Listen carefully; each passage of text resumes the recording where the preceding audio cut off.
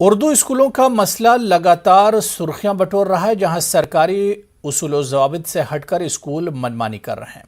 सिमडेगा के भटटोली स्कूल और खंटोली के उर्दू स्कूलों में प्रार्थना की जगह दुआ पढ़ाई जाती है। अब ये कितना जायज़ है, ये तो सरकारी सर्कुलर ही बता सकता है, लेकिन अभी इन उर्दू स्कूलों में प्रार्थना के तरीके को लेकर मुद्दा रियासत में गर्म है। इन उर्दू स्कूलों में आसपास के कुछ हिंदू बच्चे पढ़ते हैं। अब प्रार्थना का यह तरीका इनके लिए कितना जायज़ है, ये तो वजारत तालीम ही बता सकता है।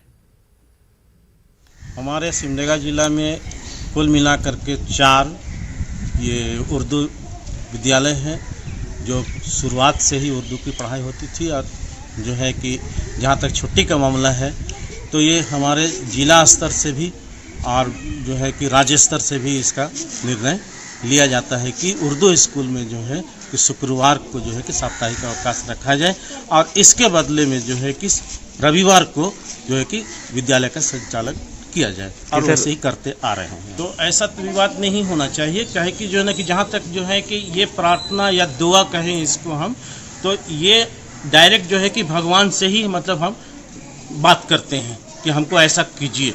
तो ये जो है कि हम हाथ बांध के करें, चाहे हाथ उठा करके करें, चाहे हाथ जोड़ करके करें, ठीक है ना। तो ये मतलब डायरेक्ट भगवान से ही रिलेटेड है ना, उससे हम बातचीत करते हैं।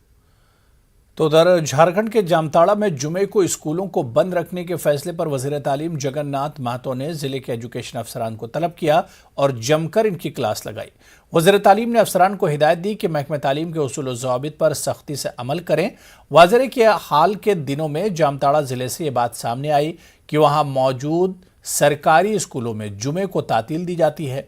इस खबर के मंजर-ए-आम पर आने के बाद रियासती वजीर तालीम ने इसका नोटिस लिया और जिले के DEO, DSE और सभी BEO, BRC और CRC को तलब किया और इनकी सरजनिश की।